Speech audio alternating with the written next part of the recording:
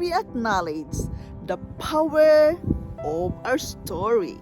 Hello guys, welcome to Yundel channel, and today's share is about knowing, acknowledging that there is power in our story.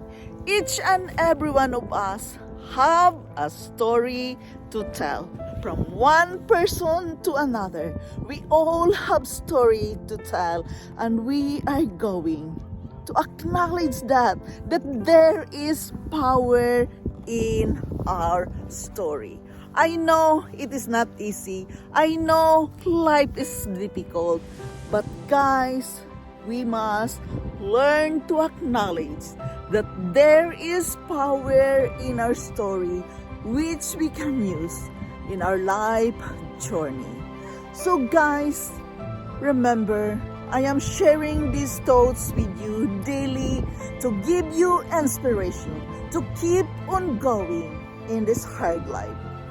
This is my tools I am using in my life journey in order to live my best life despite of the difficulties, despite of the hardships I am facing daily.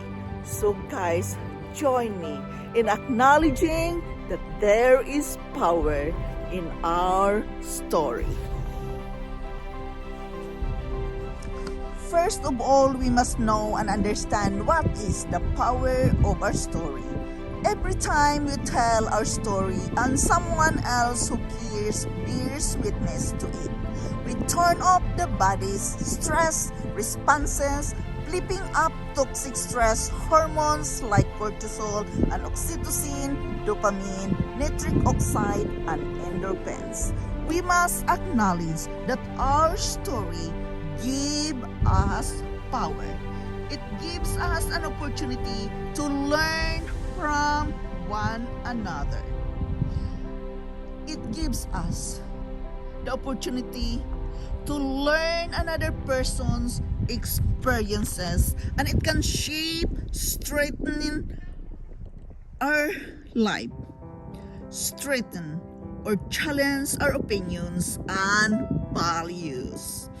When a story catches our attention and engages us, we are more likely to absorb the message and meaning within that story than if same message was presented simply in facts and figures. Telling story is one of the most powerful means that leaders have to influence each person and teach them and inspire them. Storytelling can be so effective for learning, especially for starters. Storytelling forges connections among people and between people and ideas. Stories convey the culture, history, and values that unite people. Our story is important in our lives. It helps us explains everything in our experiences, from science to relationships, from feelings to memories, and from questions to objections. And with every story we hear, we read or listen, our mind makes cognitive and emotional connection that shape our perspective of the world. How can we acknowledge the power of our story? Stories help us to understand others and ourselves. We feel empathy with the characters we encounter in stories. This ability to learn from stories is a skill that will help our fellow men throughout their lives. Stories enrich their lives. Stories enrich lives and provide guidance to living.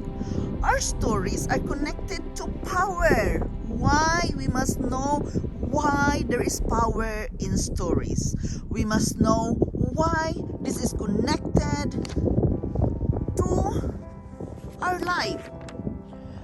Why Because when we listen to a story, our brain waves actually start to synchronize with those of the storyteller.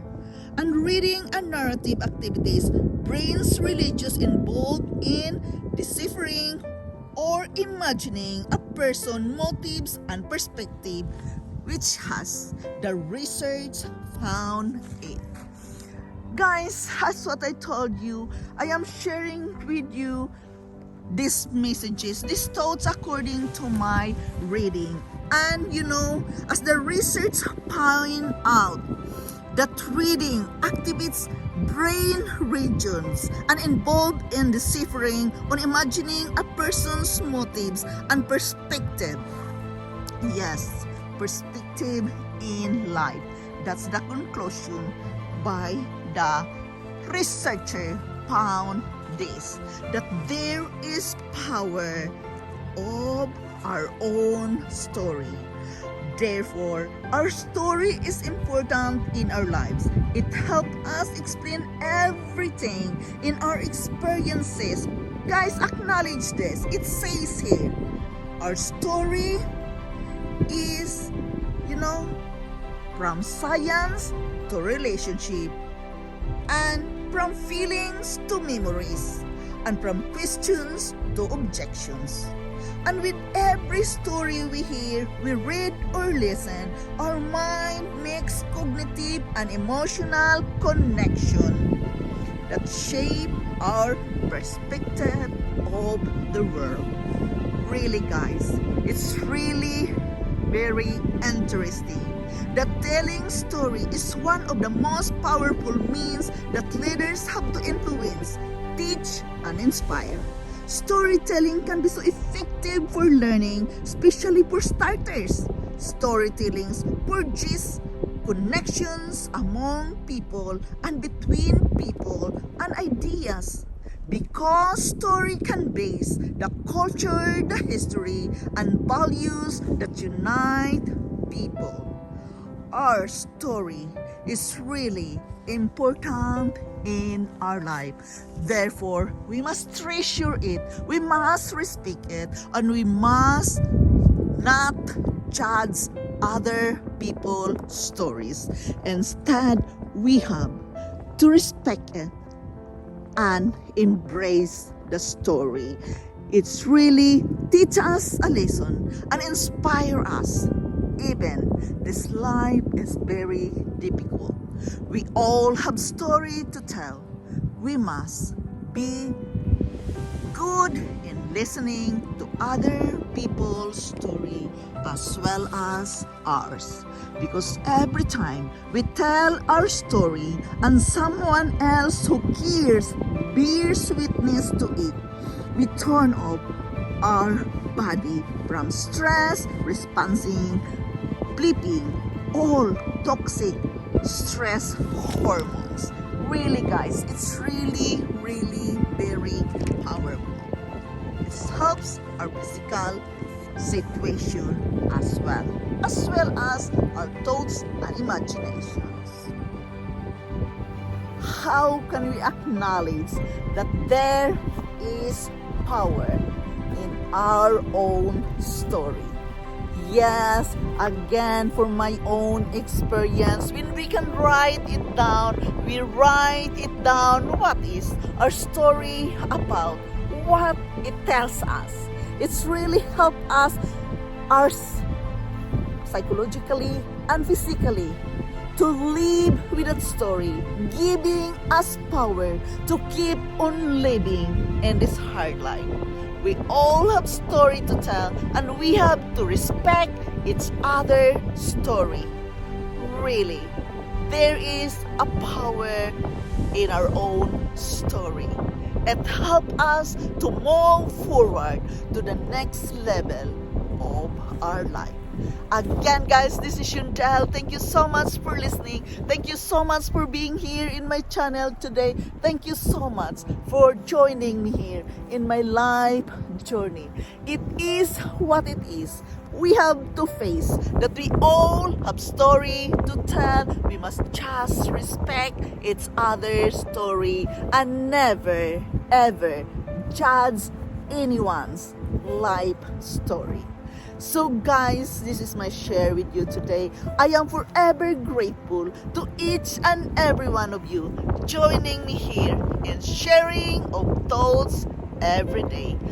I am sharing this with you because I am still working with myself. And by telling it, verbalizing it, sharing it with you, it really helps me to understand more that there is power in our own story. Instead of being discouraged and sad about our life story, no, we can use it to the other side of perspective, reasons to live more and inspire, because our story have its power.